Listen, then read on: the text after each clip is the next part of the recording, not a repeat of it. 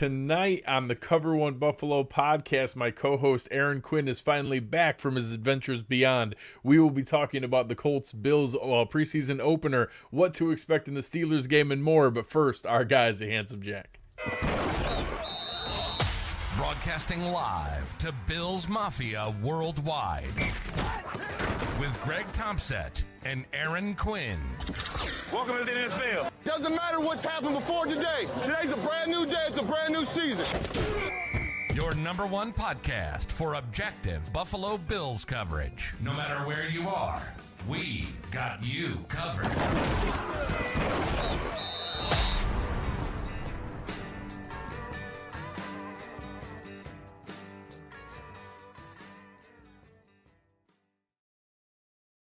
Good evening and welcome to the Cover One Buffalo podcast. You are joining your host, Greg Tompsett, finally reunited with his partner in crime, Aaron Quinn. Aaron, welcome back. What's up, dude? I miss your voice. I miss you. I was just saying to my wife, because it's been kind of a hectic summer too. The last 6 weeks, I missed 4 of the last 6 weeks between stuff with her job being crazy and lineup schedules, getting the show. But we're back. We're stabilized. It's been good. So I'm glad to be back. I'm glad we have a few weeks here to run some reps before getting in the live season. We need preseason too, right, Greg? Oh yeah. You got to warm up. You got to get ready. How was vacation? How was everything? You guys have a good time? We did. It was a bit of a different vacation in terms of running around. We stayed put 2 weeks out in Maine, lots of beach, lots of time in the woods, spent cutting in the woods and stuff like that, fun stuff. And then for me, it's a great, normally when I'm actually just doing the show and not having life, it's not doing the show when I'm here. This 2 week period, even though it is kind of a pain in the butt, and this year I missed part of training camping to see you guys. It's normally this time of year is a great reset for me right before the season. It's usually ramps into that first preseason game. And then I come home and I'm ready to go full season in the Bills. And it's really lined up well this year. My excitement and cleanse for this season and getting over last season and ramping up for the 23 season is at an all-time high for the Bills now, getting back into it here. Yeah, it's always, it is crazy. You do this trip every year at this time, and it's always weird because you're kind of usually here for the beginning of camp and then gone for a minute and then come back. And it really is crazy how much we talk ourselves through. We're going to talk about a little bit tonight on some of the stories that have monopolized Bills Mafia here. And some of the folks, you already have AJ here in the chat asking if you found anybody in the woods. We'll get to Mr. Isabella here in a bit. But before we dive into everything, we want to share everybody some of the good things we have going on here at Cover One. Again, we're very proud of our One Pass membership. Yep. People ask all the time about ways that they can help support what we do. And this is the number one way, what you guys help us do with our access to all the different subscriptions and data and information and film and everything that we use, the tools to create the content that you enjoy is through our One Pass membership. You get access to everything here, all of us. And the number one thing for me is that Cover One community. Yeah, no, the Slack meeting, fantastic. Even when I was a bit on hiatus, I still stayed in tune to what was happening through training camp and notifications of Slack. Not even necessarily always interacting with the group, but having those Slack notifications on so that I didn't have to be on Twitter. I didn't have to be on those places. I could still see stuff coming and what the conversation in Bills Mafia was. So a great resource, even if you're not using it, going constantly. I had some weird hours while I was on vacation, Greg. The Wi-Fi, there's reception out there, so I only got to get my Bills news from 5:30 when I woke up till 7 when everyone else started waking up, because once other phones got online, the Wi-Fi just got throttled. It couldn't do that much. And so even though in those hours of the morning there was people on talking Bills, saying what was going on, what is up, so it is such a cool, unique resource that I'm happy to be a part of. But you're right, it's not just that or just those other things. It's also, people ask us all the time, Greg, how can we help you guys out? How can we help Cover One grow? This is exactly it. Become an insider, become a member. This is what helps us to pay people to put out the type of content that you've grown to expect from us. Absolutely. Hey, plus, you get some nice stuff like this new shirt for this year, a really cool decal. We got all kinds of nice little tidbits in the package there for you. All together for $60, you can support us for the entire year. So if you consider that, it would greatly be appreciated by our team and help us continue to provide what we're providing here for you.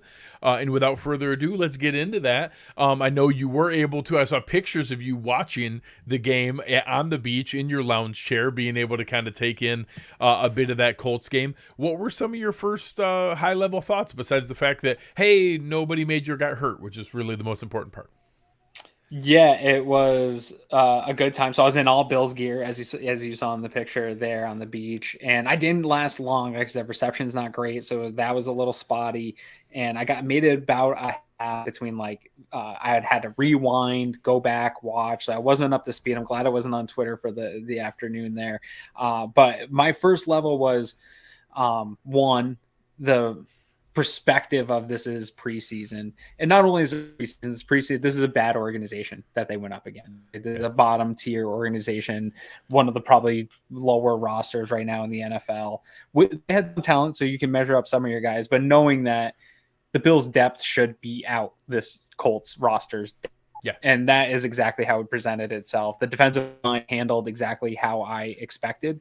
That even with good Colts players, the overwhelming presence of being able to rotate good players, better players, and especially when you start to get into the depth, all of that sort of presented itself. It showed up that one of these teams has a Super Bowl caliber roster with the depth that matches that, and the other team in a weird position where the Bills were sort of in all those out years where it's, hey, we got a number of good players, but the depth gets real hairy here real fast.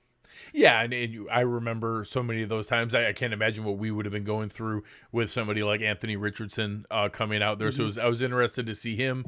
Obviously, had his lumps there, but you saw a couple of the times when he let it fly.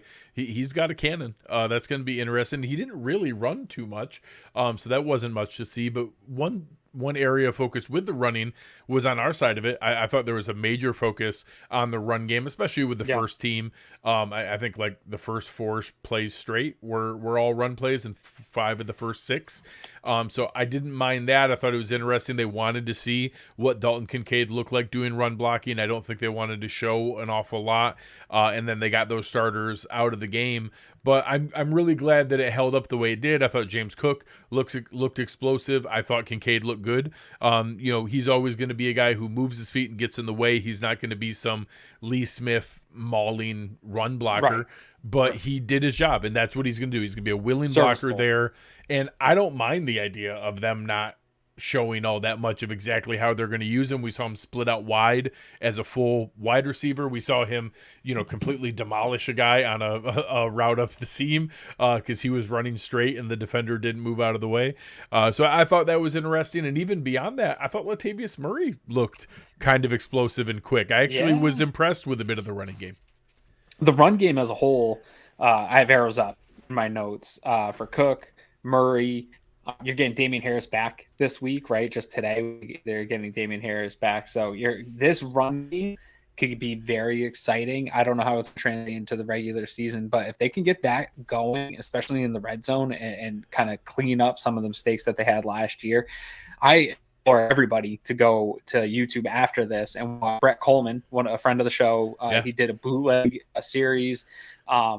And they did the Buffalo Bills. They covered the Buffalo Bills, posted that today. They also did the AFC East. The way they talked about, at a historical level, what this Bills offense did analytically, what this Bills team analytically, and you saw how much meat was still on the bone, especially in that run game. The way James Cook looked here, again, in the preseason, but the way he looked, the way Murray looks, and the explosiveness that he has at his age, this could line up really nice for the Bills. It gets me very excited about the opportunity to take those hits off of Josh and still having a productive run game. It is just based on Josh doing crazy things. Yeah, it's going to be interesting here. And speaking to Josh Paul with the comment here, it's we didn't see him in the game. I think we might see a drive or two maybe here. I think it might actually be in the Steelers game. We'll see. They haven't announced it yet. But it was funny to hear him use the dad voice when you had all the bickering going on in the background, and he was trying to, literally in the interview, he's trying to downplay the fact that, guys are just kind of getting heated, and the guys are literally still chirping and arguing in the background while it's happening, and he had to hey, like literally like use dad voice to like hit the guys to calm down. So that cracked me up to be to be in that spot. Along with the run game, I thought that the run game part of the offensive line was really positive. I loved, you saw Spencer Brown and Osiris Torrance kind of road grading people on some of those first runs. And then, I don't think Indy has like some monstrous pass rush, so I also didn't see a lot of issues, especially with the starting offensive line or some of the initial ones. You had Richard Garage. I'm not sure, if you were able to take in the good plays of Dick Garage, our new fun guy to root for. He looked pretty good at left tackle, honestly, and Vandemark had some moments. He looked really rough at right tackle, but Ali looked okay at left tackle. So I don't know how to measure that because I don't think Indy has some monstrous defensive line. But I was intrigued that at least the starting line held up well. The run blocking looked good. And I'm going to keep a closer eye on Richard Garage as we go forward here to see if, maybe we have something from a depth standpoint who could push for one of those last roster spots. Yeah, and we didn't even get to Shell retiring here this week, which a little bit of a surprise, but I tweeted out he didn't move the needle for me really even as a back, and so I don't know that the departure from the roster really does. And if anything, maybe it exposes a little bit of the fact that, hey, I was mildly intrigued by him just because when it's Tommy Doyle and David Quessenberry, and some fans might be asking who the hell is Richard Garage and Ryan Vandemark. Those are the guys that are out there, having Brandon Shell was at least, well, I guess he's done it before. So him retiring, he wasn't going to be some special thing, but it does kind of open up the fact of we might need somebody. Yeah, no, you definitely need somebody. And I think maybe that's the weirdest thing yet to me. And I told you here offline, watch the defense all 22. I've not watched the offense fully yet all 22. So I only really watched the offense fully in the condensed mode, I think. So it's hard for me to talk on the offensive line, but I see a lot of talk about the offensive line. People feeling good about it. I asked while I was away on vacation how people felt after the game. I got a lot of people saying, they definitely addressed that interior offensive line and feel good about that going forward. The question was still Spencer Brown, but I'm not going to lie that if it is Torrance and Spencer Brown starting on that line, I have a lot of concern. That is going to be probably the thing that keeps me up the most heading into a game against the Jets defensive line, knowing the Josh Allen's line up behind that. For those listening on audio only, I still have my Josh Allen sign up here. I haven't changed since for vacation because it's still my top concern. Went into the offseason as my top concern. They've spent a lot of money and done a lot to address adding people there. But so far into this part of the offseason, I see people feeling better about it, but I'm not there yet. I don't feel much better about it. I haven't seen anything yet to make me feel that way. Yeah, I think there's still a lot more to be seen. I think that the interior part, we might have reason to feel a little bit better. We'll see. I'm curious to see, was Osiris Torrance starting because Josh Allen wasn't in, and it was kind of a free look to get him starting caliber snaps without risking Josh Allen? Or is he actually, 51-49 ahead of Ryan Bates? I know there was some comments by Ken Dorsey that caught our attention in the Cover One Slack staff chat, where the way that Dorsey talked about Bates, saying that, it's an open competition, but no matter what, Bates is going to be a part of this offense. It sounded like the kind of thing you say when you kind of think the other guy is going to win. Because if Bates was definitively in the lead, it would have been super easy to say, it's a competition. We'll see how things play out. Ryan's going to have a shot. And Osiris is a young player. You could easily, we're taking him along slowly. Something it was leaning the other way. Correct. The way that he phrased it read to me like, maybe Osiris is kind of in the lead, and they're talking about Bates as the versatile guy who can fill in at all five spots, and it will be the jumbo sixth lineman and be the better version of Bobby Hart this year. And that's how I interpreted it. We'll see. Because if we switch back and Josh Allen plays this week and Ryan Bates is immediately back in there at right guard, I'm Yeah, going to yeah. tell myself like, oh, okay, well, he probably is still in the lead and we'll see how it goes. But I'm curious. That's something to watch for. And like I said, it was hard to know what to take away when I'm sitting here right now and I don't know for sure I can name you the best Colts defensive lineman. Do they have Grover Stewart? I don't even know who the best Colts defensive It's a lineman. tough roster. I saw a lot of the reactions right after the game, and I am also excited. It was fun to see the Bills move the ball against this team, stuff like that, to get some takeaways. All that was fun. But then I was like, it's the Colts, and it's the Colts depth. Yeah. Like it should have been more dominant. Like against Yeah, they're they a have team some. as in major roster influx, right? Yeah, correct. Yeah, correct. They're in a rebuilding phase. They still, Quentin Nelson's there, Shaq Leonard's there. There's some guys who are still good. I will say, when we talk about the defensive line, some of the plays I watched was, Poona Ford whipping 3-time Pro Bowl Ryan Kelly's ass a couple snaps. So like that wasn't nothing. And I saw some snaps where some wins against Quentin Nelson. That's real. That is legitimate. So that there was a couple of those that stuck out to me. They're like, okay, well that's real. That's a legit rep there because you're against another starting caliber guy. That's something real. Robert here, I don't think DeForest Buckner played in this game. If he did, it was a very limited amount of snaps, which makes sense for a veteran. Criminal. Yeah. Criminal roster management. Correct. So just like we set, plenty of guys on our side. I don't know if DeForest Buckner played, and if he did, it was a pretty limited snap count. Yeah. But again, on the offensive line side, it was a positive day because people did well, but I would take it with a grain of salt. Pittsburgh is going to be a much better test for us because their starters are significantly better and their depth is significantly better. So we're going to see a much better test here of what the offensive line has actually done and what they're ready for. And I will say there's a piece of me that continues to reassure myself that I'm seeing this year as not just O'Cyrus Torrence and Spencer Brown, but I'm seeing it as O'Cyrus Torrence, Spencer Brown, and Dawson Knox. And that 12 personnel being able to way more often give him that extra bump there where I won't lie, I do expect Dawson Knox to stay in and block more often than he did last year as a benefit of the 12 personnel. But we'll see where that goes. And again, I think Pittsburgh's going to be a better test. I agree that Pittsburgh will be a better test. My concern's probably not going to go away until we see this play out in a regular season game where scheme and defensive lines are really attacking certain spots on your offensive line. I think they'll, no matter what, if it's Torrance and Spencer Brown, they'll hold up pretty well in the run game. I don't have concern about that. My concern is going to be how well they hold up in pass protection with stunts. Things like that, where he's a rookie, not probably seeing some of the stuff that he's going to see at this next level. That's going to be my concern. I'll probably have that concern all year long until we really see him do some of the handoff, some of that stuff. But it's not just the rookie and Torrance, but it's Spencer Brown being able to do that. I haven't seen him be able to do that with consistency yet. So if he had played better to this point in his career, I'd feel a lot better throwing a rookie out there. That side of the line feels real suspect going into the season right now, at least to this point.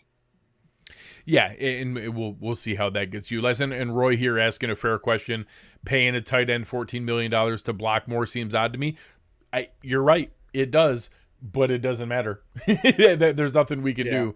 That contract or can be a small amount of snaps. Correct. It's not like you're pulling Dawson Knox in to block 60% of the snaps he's playing or anything. He's still going to be a productive member of this pass game, and it will be stuff where it's like a brought in block chip release for a route, sure type of thing where he's still a playmaker option. Yeah, I mean, he blocked on 40% of his snaps last year. Like that. This is not something new. This is not some new creation. So now instead, and the 40% that he blocked, probably 35% of it was run plays, and then 5% Davis will of it be mixed in there too. Yeah, was him staying in to block on pass plays. So maybe instead of 5%, maybe now he stays in on 15% of the pass plays, and you see a bump like that. But still, when you now have a guy who can give, whoever it might be, Max Crosby or Chase Young or some of those guys we're going to see early in the season, you can give an extra shove on the shoulder, an extra chip, an extra hand, or make them just bump out a gap wider and give Spencer Brown an extra 2 steps to be able to get ready for those guys coming. It's still going to make a positive impact. And regardless, Dawson Knox extension doesn't even start until this season. No. It starts right now, and we can't even if we decide, oh my God, look what we have in Dalton Kincaid, we don't need Dawson Knox anymore. We can't do anything for 2 seasons. We are paying him this money no matter what. So how we use him doesn't really matter. We're already invested for the money. Yeah, and yeah, that's a whole nother conversation too in terms of like value and usage, because if he's doing the job that he's asked to do by Ken Dorsey and it's part of the offense, and that's good. I think I froze finally on you. Guess who else stays in to block an awful lot and gets paid more than Dawson Knox? George Kittle. George Kittle stays in to block all the time, and he's really, really good at it. So Aaron had a bit of a challenge there for a second. George Kittle stays in to block all the time. Nobody's frustrated at the way that San Francisco pays George Kittle. Like, that's your job. His job is to do those things. I expect Dawson Knox, last year he had 48 catches and 500 some yards, and I kind of think he's going to do that again. Maybe it's 42 instead of 48. I don't think he's going to become like a 15 catch tight end. I think he's still going to be a pretty major part of this offense. He's still the tight end. I'm using finger quotes, tight end of this offense, because he's the guy who's going to have his hand in the dirt as the 6th lineman next to the offensive line. And we've seen Dalton Kincaid is going to be out there like a slot receiver. So I don't think all that much is going to change from Dawson Knox's standpoint to see where that goes. So as Aaron gets himself ready to be able to jump back on with us here, honestly, I was about to go into the Andy Isabella portion of our show. So I'm going to talk. Obviously, I've done a bunch of social media posts, and most of them tongue-in-cheek, just giving people a hard time. But we've kind of talked about it in the chat. I'm really annoyed because I was really excited about Andy Isabella signing, because I understand why everybody else is pumped. He's a former 2nd-round pick. He was overdrafted. He should not have been drafted ahead of he should not have been drafted ahead of DK Metcalf and people like that. He shouldn't have been a 2nd-round pick, but he was drafted in the 2nd round. So Aaron, I was just starting on the Andy Isabella portion of the show. Okay. So, he drafted, I like it. It took me a second to realize what you were doing. That was funny. So, I get it. He ran a 4.3 140. He was a 2nd-round pick. I was legitimately excited. I'm like, oh, this is cool. Maybe we can we can get value from this when Arizona and Baltimore, who is insanely wide receiver needy and is a historically really smart franchise. And, so I get it. You can throw away the fact that, okay, Arizona didn't know how to use him, and they let him go, and he got picked up by Baltimore, and the Arizona's dumb, and maybe he's still really good. Well, Baltimore is not dumb. Baltimore is one of the best front offices in the NFL.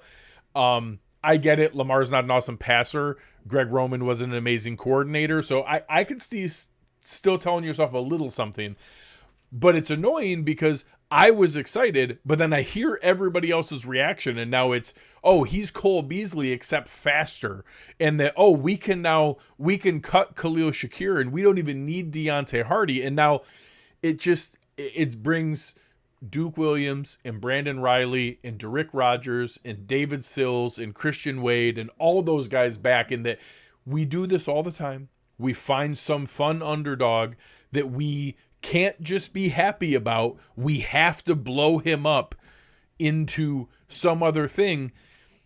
He's played 4 years in the NFL and has like 23 catches the whole time. He was doing tryouts in August to be on his 3rd roster in 10 months. None of the other 32 teams even started training camp with him on a roster. So I'm just frustrated because I was excited. I kind of hope we could find something out of here. I was intrigued of him being like the Duke Johnson of wide receivers, and we could hide him on the practice squad and call him up if we needed. And now people have gone 7 steps too far with that.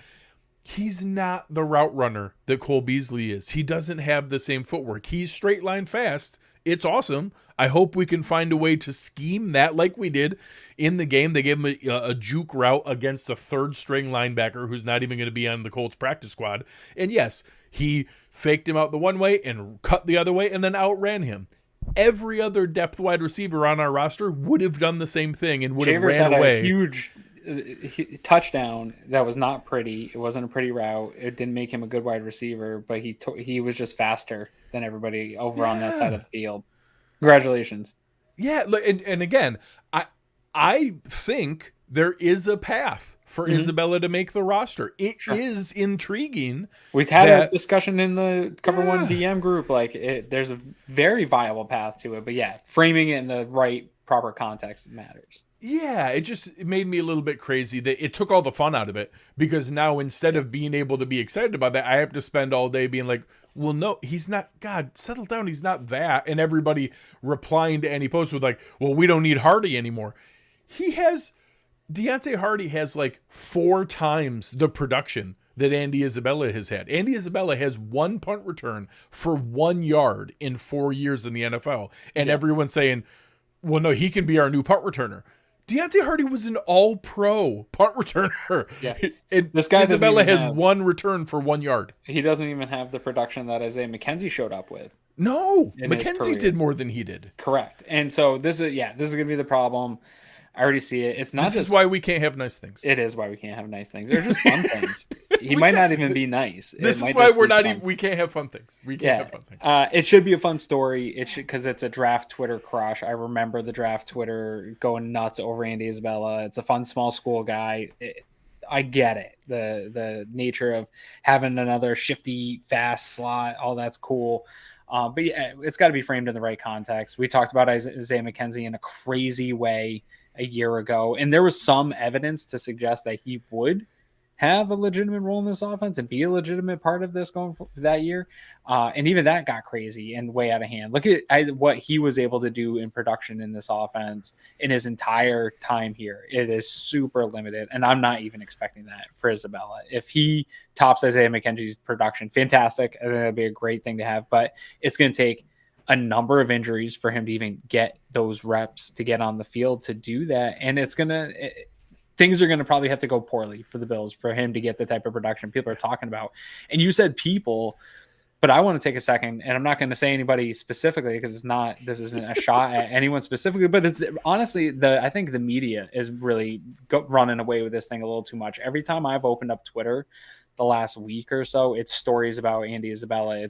He looks great the last 2 days in camp, and like the ebbs and flows of like riding the wave of who is having a good day or two at camp and in preseason games is like, I can't live like that. I'm happy for those that do, but that's not how NFL rosters are built, is riding that wave. But Aaron, they let Josh throw passes to him in one-on-one drills against air. That's what I'm saying. And honestly, though, and I get it because it will get clicks. So it's people driven. This is like my constant It's me. I clicked it. For sure. People are going to click it. We want it to work out. I don't know. I want to be mad at the media, but people are clicking the stuff, so they're going to keep making it. Oh, yeah. But I think the story is unfairly to the player. And I think that's probably the thing that bothers me the most about these situations where it's like, okay, it's fun. The player gets some attention, but like, you got to let this guy, he's still young. He's trying to develop. He's trying to carve out a spot in this practice squad, to your point. Like, he's just going to be happy to stay around this facility for the season. So just let him be and let him sort of marinate and have the success, but let's pump the brakes, right? So Adam Barco here, who's been supporting Andy Isabella in the chat tonight. If Andy Isabella goes for 100 yards on Saturday, I'm logging off Twitter for a week. Like, I'm not even logging on. I'm not even logging on to see. People will lose their minds. Oh my God. I won't be able to deal with it. He's not going to. It's almost like, well, the problem is preseason games is tough, like, because the ball is going to get spread out, right? Like, everyone's going to get. All it's going to take is like, so this week he had the 3 catches, but if he breaks one of them for a long one, it would it would be something. So I will say there was actually a comment I want to go back to here that PJ brought up. So the path, if let's talk through, let's tell ourselves a story of how does Andy Isabella make the roster? What would it need to look like? So to get onto the roster, I think first he would need to beat out Khalil Shakir as the backup returner. He would need to show that he can be Deontay Hardy's backup as the returner and be equal or better than Khalil Shakir there. Second, I don't think there's anything he's going to do to surpass Trent Sherfield. I think Trent Sherfield's already ahead of him. I think Deontay Hardy's already ahead of him. Shakir is ahead of him, but has been shaky. I don't think there's anything he's going to do to take Khalil Shakir's roster spot, but you could tell me a story where he pulls even with him as a player and makes that a discussion. What Isabella's going to need is significant struggle from Justin Shorter.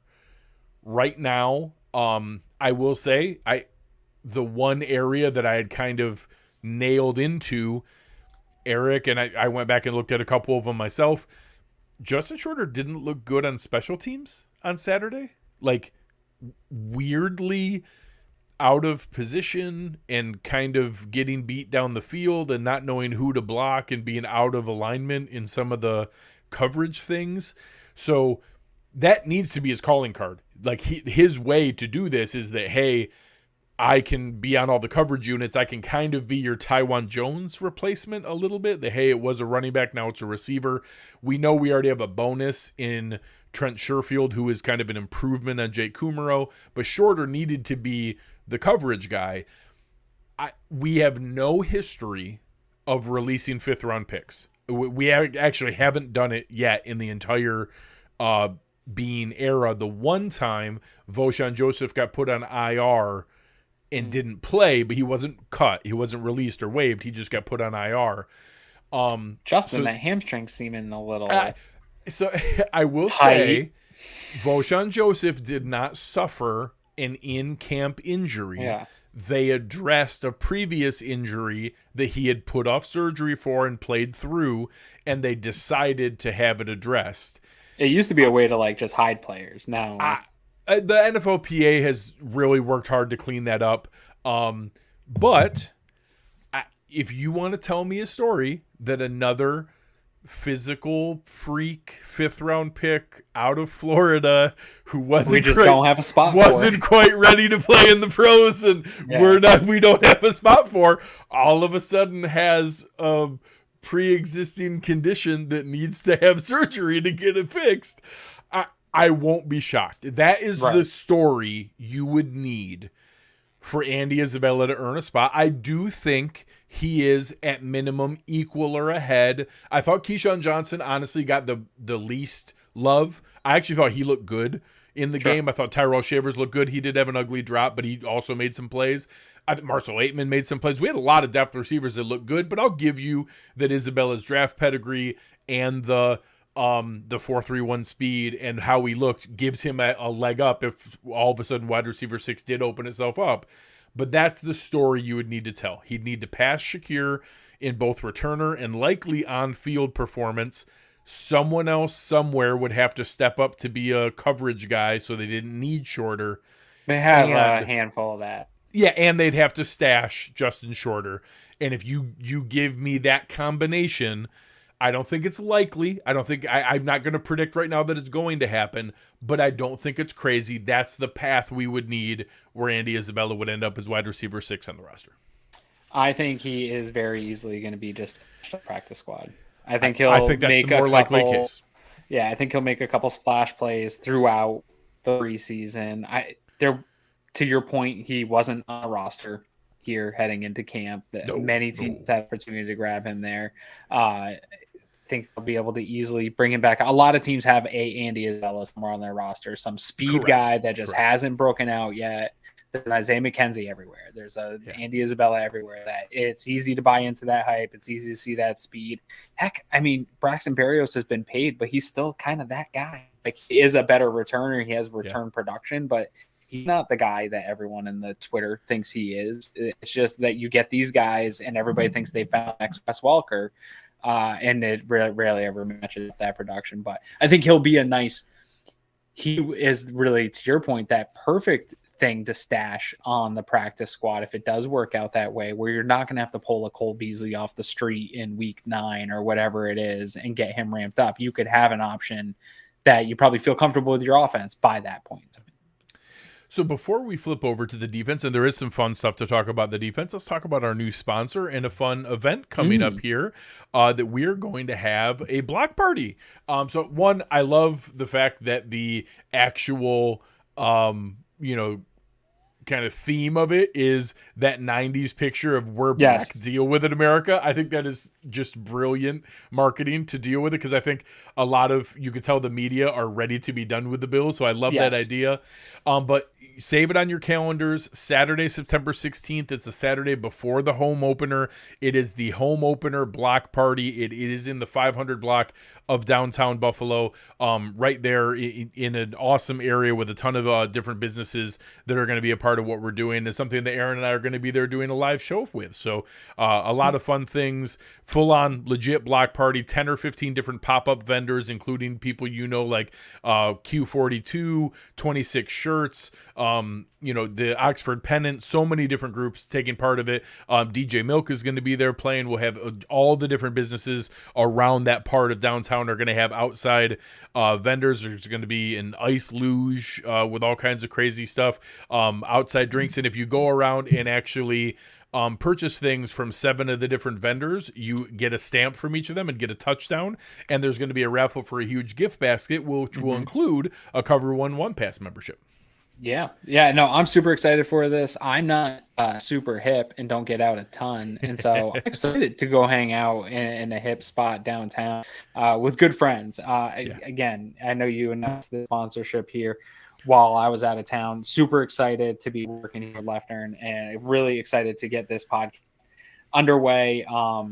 Live shows are fun. One, I get to see you in real life. I don't have to deal with these internet issues or glitching out or getting dealt with doing that. And it's fun. There's always seems to be some different stuff that we get to interact with, and that's really cool to have that experience and stuff in real life too. So I'm excited to do that party. It'll be a fun. Hopefully, it'll be a lot of women in the air. I told you I was rewatching this last season, so I just finished week 2 today. I watched that today. Again, I texted you that Rams game. The Bills should have won 100-7. Honestly, that Titans game should have been like 80-10. The Bills were on such a tear those first few weeks. Dude. That Titans game, when you were watching it, when I rewatched it, what struck me was there was a point like late in the second quarter where it was still like I think a tied game, or the Titans had the lead and the ball. It hung out way too long. And then all of a sudden I'm like, how does this game end up like 43-7 or 34-7 or whatever it was?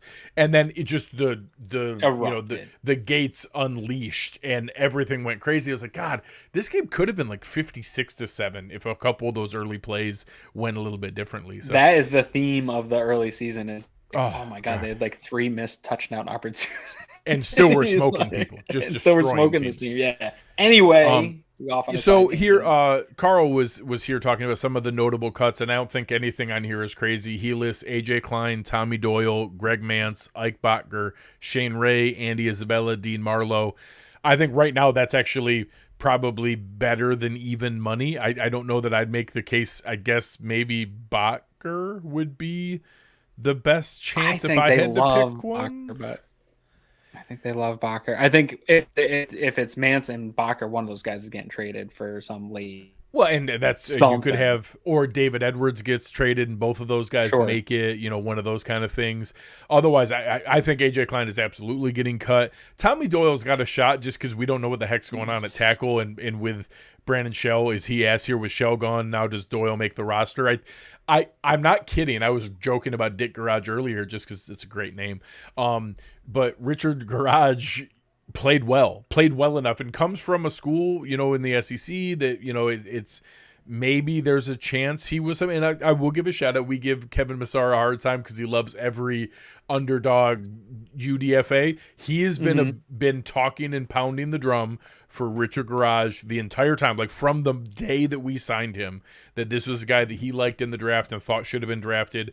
And I will say he stood out to me in the game on Saturday, just completely stonewalling everyone that was coming at him. So I was at least intrigued enough that I want to see more, and I wouldn't mind him getting some earlier team reps. So we'll see where that goes. But right now I would assume that Tommy Doyle would stay ahead of him.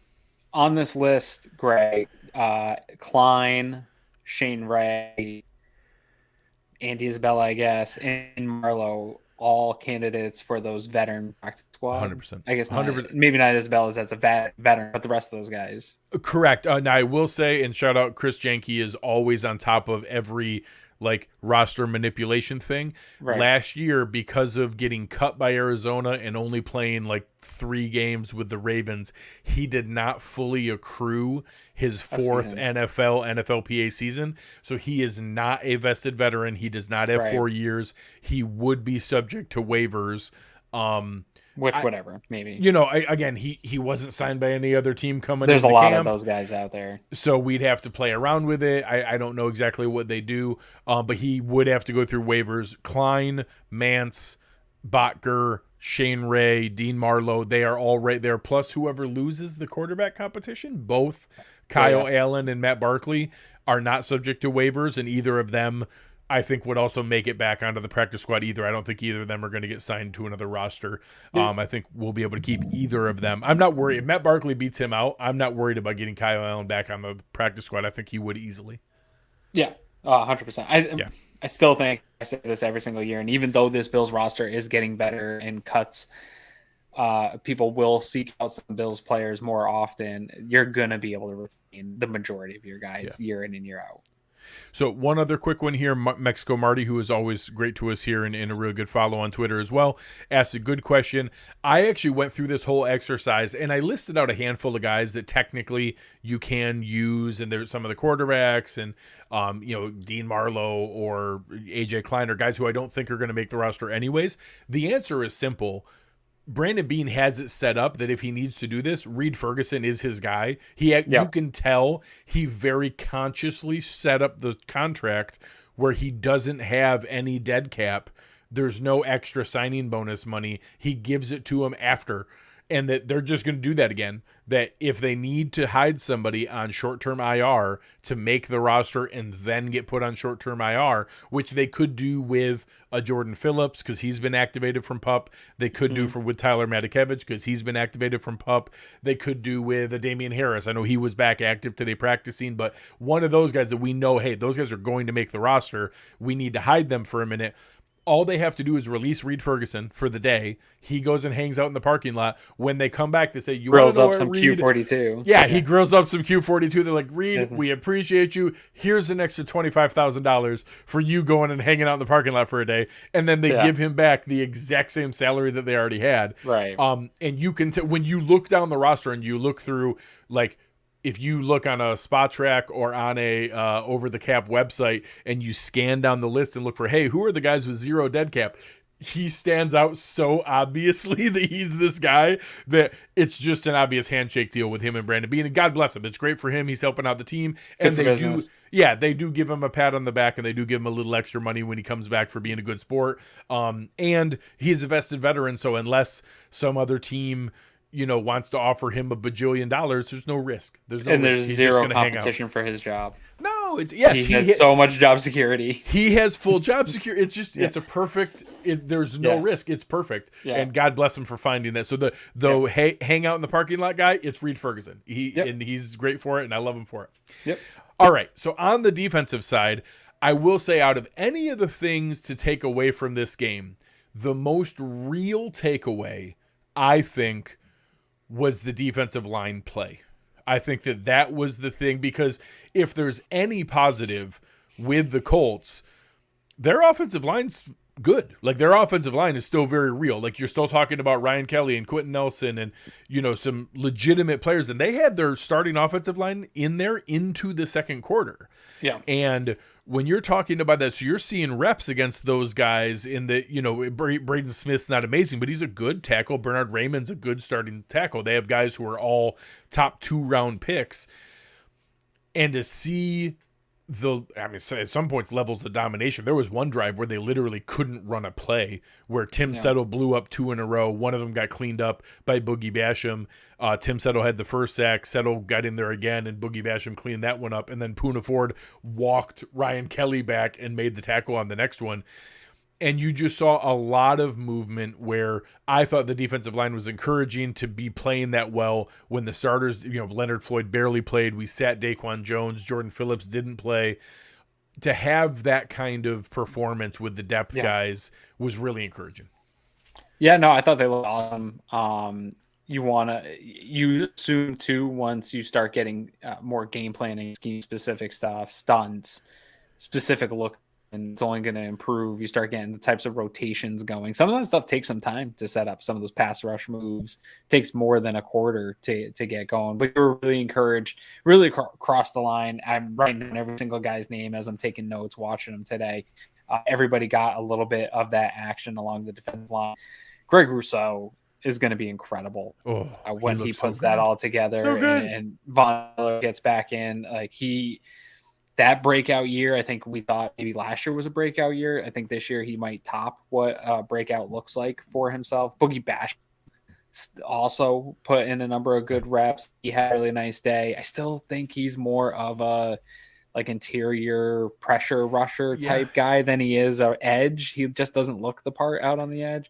But yeah, Tim Settle had nice reps. Poona Ford stood out. Like everybody really had a good day along there. And I think Eric did a video on Dorian Williams, and it showed his ability to fly around a little bit. But one of the unsung things that you saw there was the ability to fly around. Why do you think he's able to fly around? Eli Ankow. Well, again, guys who I don't even think have a real shot to make this roster look good. Eli Ankow, I don't see a realistic path. He's at best our D lineman 6. He, you heard Steve Tasker on the one play, calling him, it's like trying to move a tree stump. He had a couple of plays that, specifically one of the Dorian Williams plays was because 2 guys were trying to double team Eli Ankow, and he just said, no, I'm going to stay here. And they couldn't move him. So Dorian Williams ran free into the backfield. It looked good. Would have been nice to have without Daquan Jones in the playoffs, right? If you would have had that skill and ability, it makes all the difference in the world. So yeah, having that as defensive lineman 6, again, a guy you're probably going to, at some point, you might have to scrap that pile and pull him off the street. And it's good to see those guys getting those reps this time of year. Those all look good. Another thing that looked good to me, in my notes, I know you've been talking about Taylor Rapp a lot this offseason. Taylor Rapp and DeMar Hamlin, to me, looked good. And when I was watching on the All-22, I messaged Derek, and I was like, I feel like I'm watching the future. I feel like I'm watching the future of the safety position with these two. Good to see DeMar Hamlin get back, make some contact at full speed, looking good doing it. He looks like himself. That type of depth at safety, when you were going into safety 6, pulling Dean Marlowe back in off the street, some guys in, going through Lewis playing safety, getting some of these guys in that had no business being there. Now you have actual depth at that safety position. That's encouraging. I want to see more of that against the Steelers. But yeah, I thought this defense looked good. And probably the thing that most about the defense, Greg, and something you and I haven't gotten to talk about is the cornerback 2 splits and that sort of going. And you talked about in the Cover One Slack channel sort of how you took it to mean of Dane sitting out when Micah and all these other guys sat out. What do you think that means going forward? Yeah, it's just I have been as adamant as anyone on the reason that we need Kaiir Elam to win the job, the upside of what I wanted to see from it, the flexibility that it gives. And I can't be mad at the coaches because Kaiir Elam's not doing it. He's not giving them the reps to say, oh yeah, he is absolutely the guy. He's out there. He called for 1 defensive pass interference. And honestly, I watched 3 plays that probably could have been flagged for defensive pass interference. He's got to stop grabbing people. And for me to see that, and then to watch Dane Jackson play, I think 5 snaps total, all of them look good, one of them be an interception. And highest rated grade player PFF. PFF's highest graded player on the entire roster. And for him to sit down with Trey White and Micah Hyde and Jordan Poyer and Gregory Rousseau, what am I going to try to tell myself? Like, I can't make up a story that he's the starter. He's going to be the starter. We'll see how it goes in the season. We know that there's been some questions and limitations on, contesting plays at the catch point, and, some people trying to say he gets targeted.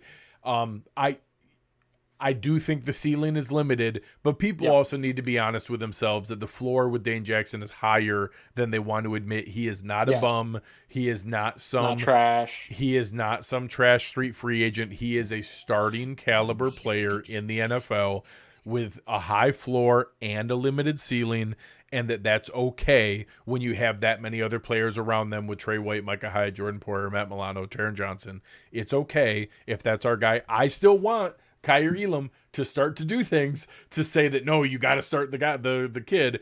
But right now, Dane Jackson's playing better, and I'm not gonna be so stubborn that I want a guy out there who's gonna get us called for penalties or take a misstep and try to grab and miss and give up a long touchdown just because I'm stubborn and want to force them to play him. If the other guy's better, you got to play the better guy. And right now, I'm gonna stop trying to talk myself into it. The better guy is Dane Jackson, and I'll hope that changes. But right now, it simply is.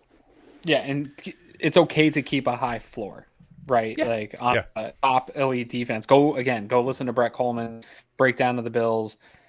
He talked about the analytics on the offensive side of the ball, but it matched on the defensive side of the ball. People can say, "Oh, well, they break down in the playoffs." The truth is, the Bills have had one of the best defenses in the NFL multiple seasons in a row since Sean McDermott, your guy here.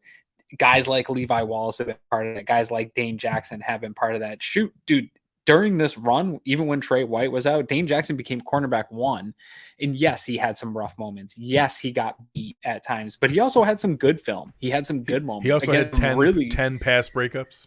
Correct. 10 pass breakups a year ago. In that stretch, even the year before, where he was getting his first reps really as a starter, I remember going on these post-game shows or doing the pre-game shows. Can Andy Isabella play corner? I heard he is scrappy and a hard hat guy, picks up things fast. Gritty. First one on the field, last one off. But I remember the stretch when Trey first got hurt. We were looking at the slate of games ahead, and we're like, Dane Jackson's never going to hold up against this. Even me, who's a big supporter of these types of corners, and he held up okay, right? Like he held his own. He's been in big playoff games. He has experience. He's earned trust from coaches. All that stuff matters. One thing we're not going to know, and that I'd love to know, you brought up Micah, Jordan, Trey, Taron. Who do they want to start with? Who do they want to play with? That's ultimately really what I care is who they trust. And my guess is, not knowing, when it comes to the trust factor, I think that they're behind Dane Jackson. I think they know he's going to be where he's supposed to be. He's really a perfect fit for this style of defense. Like, we know we want that more athletic guy opposite Trey to be able to have that bigger versatility, have a bigger set of things that you can throw at an offense. But at the end of the day, this coaching staff believes in the scheme, and guys like this that are maybe a little under athletic, but I was telling you offline, there was one play that wasn't even the interception. It was a screen pass, went to Isaiah McKenzie. Dane Jackson, the wide receiver, I think Pierce comes out to block him. Dane Jackson just shoves him off, doesn't even allow him to make contact, comes up, makes the tackle on the screen, only allows it to be a 4-yard gain. Nobody talks about that play in the postgame. We do a postgame show. We don't ever bring up that play or anything like that. But that's one that Butler is going to put up on the screen and say, this is exactly the physicality that we want to see out of this position. As long as Dane Jack, this is the Levi Wallace problem. As long as he's doing those things and continues to get better, doing the fundamentals, those fundamentals dudes are hard to take their jobs. Coaches trust it, and they want to go guy they trust. Yeah, it's spot on. And you have been kind of preaching. Warning, not banning. I'm warning this whole time. Yeah, trying to tell people that, hey, this is what John Butler values and cares about. And, again, I'm intoxicated with the upside of Kyrie Elam just like anybody else, but I have to accept the fact that right now Dane Jackson is the better fit for this defense. And he's until proven player. Otherwise. He's not a great player. Correct. He's not going to have the high athletic ceiling of the cornerback that we want him to be. But this is going to be a good player and a really good defense. And I'll give one last thing before we move on to the next topic. In the last 5 games of last year, so the last 3 games of the regular season and the 2 playoff games, in 5 total games, he was targeted 8 times and gave up 3 catches for a total of 28 yards in 5 games. So 3 catches for 28 yards in 5 games. He's better than we want to admit. Correct. Doesn't miss tackles, all that kind of stuff. He's better than we want to admit. He had 0 missed tackles in that 5-game stretch. The one area that if we are going to have any concern, so I will say that's an area we can want more. We can want to see Christian Benford or Kyrie Elam take that job and show a higher ceiling. We can want that, but no matter what, we're going to be good. Like, we're going to be fine. Yeah. If our worst case scenario is Dane Jackson, we're fine. An area where I'm not as comfortable with that is at linebacker. Yeah. At linebacker, I know we didn't see Terrell Bernard. He got hurt. Horrible timing to get hurt. Hopefully he's back and inactive full. Terrell Dodson was exactly what we know of him. Terrell Dodson is a good downhill run defender. He is. He's a big guy. He's powerful. He is able to shoot some gaps. He makes tackles in the backfield. He makes some good plays. He also makes some bad reads and takes the wrong gap and goes around different spots. And when he's in coverage, is a liability and does not have the lateral movement and the ability to move in those positions to be able to keep up with modern tight end slot receivers and the guys that a linebacker has to cover. Dorian Williams, Eric did an awesome job with the breakdown. I think there's some potential there, but he also doesn't process things super fast and isn't ready for everything immediately. No. And we can hope Terrell Bernard is something, but right now, I think we might be going with the lesser of evils at linebacker, and maybe Taylor Rapp has to play more than what we thought, but right now I don't feel confident we have a starting caliber middle linebacker on the roster. We're simply going to start the guy that we have, whether he's starting caliber or not. Yeah, it feels that way. And Balin Spector fell off. That was like for a minute early on. That he was fine, but the same thing. He's going to be a liability in coverage. He would be. He's not ready. Yeah, no, it's not good.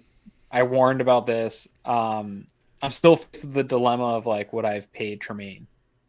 Right? Like, I still am thinking about that thought, and I don't know if that's going to be one of these things that comes back and bites the Bills of not paying Tremaine. And I mean, how many seasons is it going to take to replace that hole? Because I don't think it's going to be a season. I think they're going to have to use Sean McDermott's scheme to really limit that. I think we're going to see a rotation of guys throughout the year. I don't think T-Dot's going to be able to hold down that spot all year. McDermott's going to get frustrated. I went back. Jeff Barber asked us this very early in the show before we got to defense. Do you expect us to regret not paying Tremaine? And I don't know, because when you say not paying Tremaine, all the different players that we would not have gotten if we had kept Tremaine is a big list. You're talking about like Leonard Floyd, plus Connor McGovern, plus Poona Ford, plus Damian Harris, plus Trent Sherfield, like all of those guys. We wouldn't have got any of it. It would have been like Tremaine instead of all of those guys. But I don't know. Maybe. Maybe we will. We'll see. It's going to be... everyone's going to be frustrated. I think Dane right now is the lightning bolt of the frustration of like the angst of Bill's Twitter, the people that are frustrated with the process and the people that don't like McDermott are kind of latching on to Dane Jackson. But I do think that's going to quickly shift to the middle linebacker position of the lightning bolt of the defense.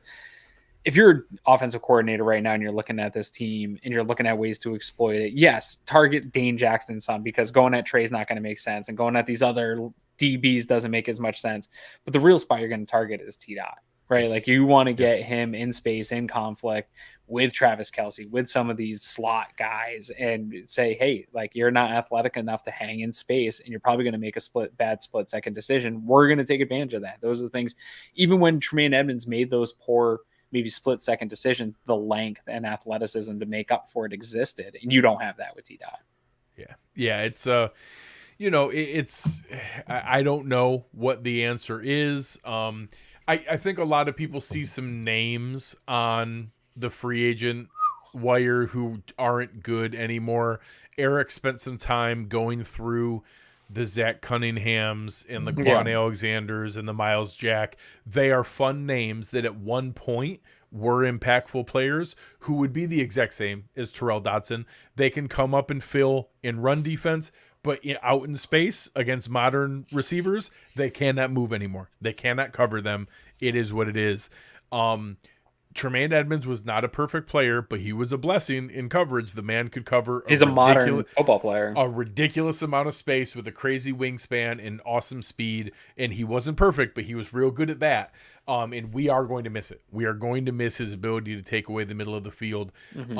I am still going to hold out some hope that is the strength of Terrell Bernard. He is not a perfect player. He is going to have some challenges shedding blocks. He's going to have some challenges in the run game. He's going to depend on needing really good defensive tackle play in front of him to keep him clean. But he is a good athlete out in space. He can cover in modern pass defense. So if he gets healthy, I'm going to hold out some hope that he can at least do that. Because in my mind, I care way more about modern pass defense than I do run defense. I think our defensive tackles and defensive line, and especially how good Taron Johnson is a plus nickel in the run game. Jordan Poyer is a plus safety in the run game. Matt Milano is obviously great on both run and pass. I feel fine that we'll get by in the run game. I'm worried about getting lit up in the pass game, and I would rather sacrifice some of our linebackers' ability in the run to get the better cover guy, and the better cover guy is Terrell Bernard. So I'm still going to hold out hope that he's at least our lesser of evils, and be able to go that route.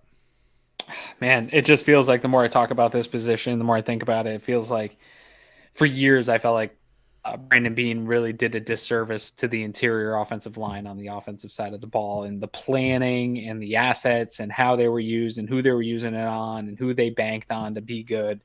And right now it feels like maybe they got caught a little bit with their pants down in the planning for the linebacker room to play out like it was. Like it seemed like maybe they drafted Bernard to replace Milano and keep Edmonds, and then that didn't work out. And now you have a couple guys that are like Milano hybrids, but without really a plan forward for him. There seemed to be confusion between Brandon Beane and Sean McDermott here early on, and who's going to play what, where are they going to play these guys. It seems hard. Even smart guys like Eric Turner, these guys are like, I don't know what the Bills plan. Are they moving towards like positionless middle linebacker? It just doesn't seem like there's a plan to have an archetype of middle linebacker on this team or on this roster. T-Bots doesn't seem like he's the right fit physically for what they're looking for, but he's the most pure, probably traditional middle linebacker that can play that role. And the guys are weak side linebackers that we're trying to kind of make a modern linebacker. It just doesn't feel like there's a real plan here, Greg. I don't love that, because now you're tied up with a couple young assets for multiple years at this position that you're probably going to bank on some development working out. Yeah, we'll see. We'll see where that goes. I'm torn on what's going to end up coming from it. I don't see an awesome. I don't see the path. Correct. Even so, I get the excitement for Dorian Williams. Part of that simply is we all get excited about the new thing because we haven't seen the new thing be bad yet. So we think about is the positive upside. Dorian Williams is not some like rock star linebacker who's going to come in immediately. I do think he has some exciting like playmaking ability and that he can shoot gaps and come forward. He also will get lost in coverage and doesn't. Right now, he struggles deciphering plays and knowing what spot to be in. What do you think that's going to do when the spot he's When they're supposed to not be in plays. is Evan Ingram or Travis Kelce or Darren Waller? Like it's, Yeah. Or the plays aren't vanilla and they're putting you in. I mean, I remember some of those plays that Mahomes would put Tremaine Edmonds in, and those split second decisions of, do you come up and guard Mahomes or do you stay back and take Kelce? And whatever decision you make is going to be the wrong. Like, he hasn't faced that type of conflict yet in space. Like, it's all fun right now. It's going to get real serious here. And that's probably where T-Dot wins out, is having any experience over the rest of these guys. Yeah, we'll see. I'm torn. I want to see again. I'm going to hold out. I want to see Terrell Bernard. I think he's our best chance at a playable modern defense linebacker for our system. Yeah. And I think he's our lesser of evils, but we'll see where that goes. And I'm getting more and more open to more Taylor Rapp snaps by the day. So we'll see where that ends up. But I don't think it's crazy that we may end up with more of a platoon than what we think, and that it's Dodson in short yardage and obvious run and goal line stuff, and it's Bernard and a lot of the first and second down, and that every third down or every second and long, third and long, it's Taylor Rapp. I don't think that's crazy that we may see some platooning, and we've never seen that kind of thing before, but right now they're forcing their hand to come up with a creative solution. Maybe. I don't know. I don't know if Sean McDermott's that crazy. He might be. Yeah. They might be forced in that situation. If that type of situation happens, I think that Milano probably gets the dot then on his helmet, or one of the safeties, Micah or Jordan gets the dot. You just run it that way. I've heard talk about who gets it this year, right? Like, if it's not going to be a solidified middle linebacker, but that maybe McDermott wants that, somebody to solidify that. That'll be the interesting thing, is like, does he lean towards somebody pinning down that spot, or are they really going to just kind of scramble to patch it together? I don't know if they're going to platoon there. I haven't seen it. That's going to be a tough one, man. Yeah. They're in a bit of a pickle at that position for sure. Yeah. And here, Mexico Marty talking again about Eric pointing out some of Dorian's good processing there in the first game. That is absolutely a great sign and something to watch for. It's I would put Dorian Williams, it's going to sound weird, similar to my thoughts on Richard Garage, that like, hey, I wasn't expecting him to look that good. Let's see a little bit more of that. That's intriguing. I'm not ready for more than that yet, but hey, right now there are, it doesn't matter what Richard Garage does. He's not passing Deion Dawkins, and he's probably not passing David Quessenberry. He's just fighting for, can he be the 10th offensive lineman? Dorian Williams, there's nobody definitively in front of him. So hell, maybe he can get himself up there further, but we'll see where that goes. And here, Steve, who is awesome and actually is a barbecue and steak grilling champion. It does like competitions. It goes all around the place. Saying, I'm a dumb human being, I bought Nathan Peterman jersey. I will always go back to that. There is no player who was a bigger like fool's gold trick than Nathan Peterman, because I don't care what you tell me. If you went to training camp and watched him play in those controlled environments, and then in the preseason where it wasn't the full real live bullets, Nathan Peterman looked good.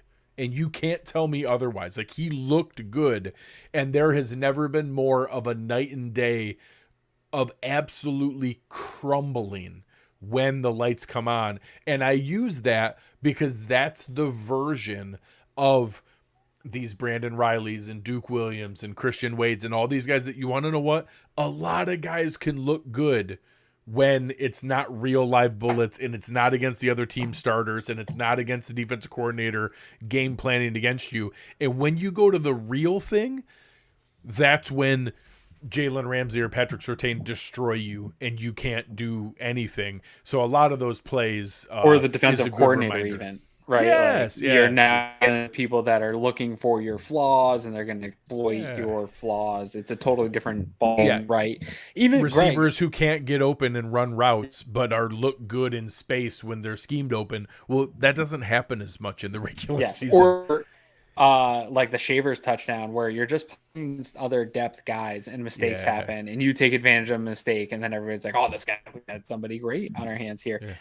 Sort of another perspective point here. I know we're getting past the hour anyway, and we're wrapping up. As I was watching that week 1 game the other day as starting my rewatch last year's season. Another thing that struck me for perspective, even now, as we're sitting here talking about how much this last game mattered and who's jockeying for position at what, like one thing that really stood out to me watching that game was Zach Moss had a ton of rep in that Bills-Rams game. Crowder had a ton of rep with the first string offense in that Rams game. Like, the season is a marathon. The stuff that we're seeing now, we're excited about, and we're saying, hey, we saw that's going to happen a ton. But, dude, I was watching two guys that had nothing to do with the rest of the season play a majority of reps in week 1 in the biggest stage. Like, it's a marathon season. A lot of this stuff is going to shake out. T-Dot could play the first quarter of the season, and then we might not see much from him the rest of the way. Same with a bunch of these guys. Maybe Andy Isabella, we don't see him again until week 9, and then he pops up somewhere here.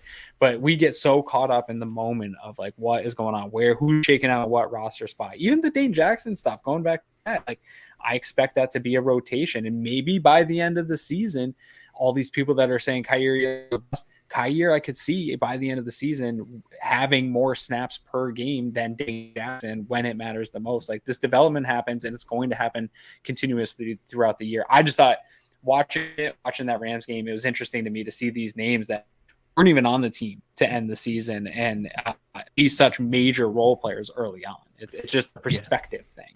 It is. It's crazy to think about the way that it comes together. But yeah, you're back, and we already rambled for 70 minutes here. So it's we didn't even talk about the Steelers game. We didn't even get to the matchup. I had all this DVOA data for preseason matchups that I didn't. So again, a lot of those guys we talked about tonight are where we're looking for next week. I want to see. I wouldn't mind seeing the starters play for a quick second. But just stay healthy. That's all I really care. Stay healthy and be ready for the first game. I'd like to see a little bit more. I wouldn't mind seeing Dalton Kincaid catch a pass. I think it'd be fun. Anyone but Josh and Steph. And I don't want to see them at all. I don't care if Josh plays a single snap. McDermott certainly made it sound like he's going to. I don't care if he plays a single snap. All I care is he's healthy. Have him in, 3-step drop, get the ball out, hand off, get him out of the game. That's it. I don't need to see anything beyond there. But we'll see where it goes from there. And, again, just stay healthy and find, somebody step forward. Give me something where one of these 6 receivers balls out. Let me see something where, another really good game from Osiris Torrance.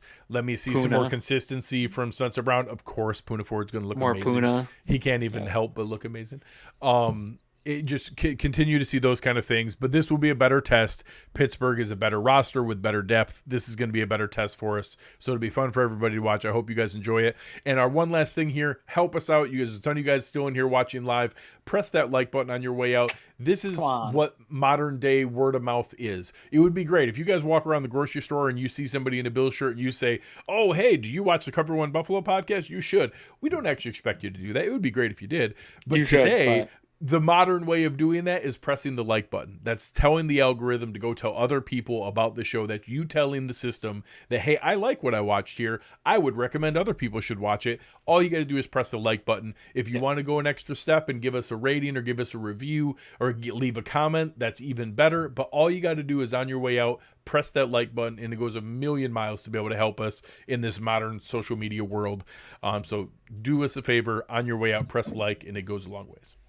Absolutely. And if you like us, want to talk to us and tell us how great we are, the comments help. But even if you want to just tell me how dumb I sound or how bad my internet is, that also helps. You can go ahead and do that. By all means, tell Aaron how bad his internet is. That will go a long ways. All right, guys. Thank you very, very much. The chat was awesome. You guys were fantastic. We're going to be here for you, getting ready for all the rest of these games. Hang out with Anthony. Anthony perhaps is going to be doing another preseason post-game show after the game on Saturday. And then Aaron and I will be getting ready. We will be doing more of our Leftern preview shows, giving you the Leftern fresh look of the week. We are going to be going through and doing our West Herd drive of the game, getting everybody ready all the way through the season. Can't wait for you guys to be a part of it. But on behalf of Aaron Quinn, I am Greg Tompsett. You've been listening to Cover One Buffalo, and we are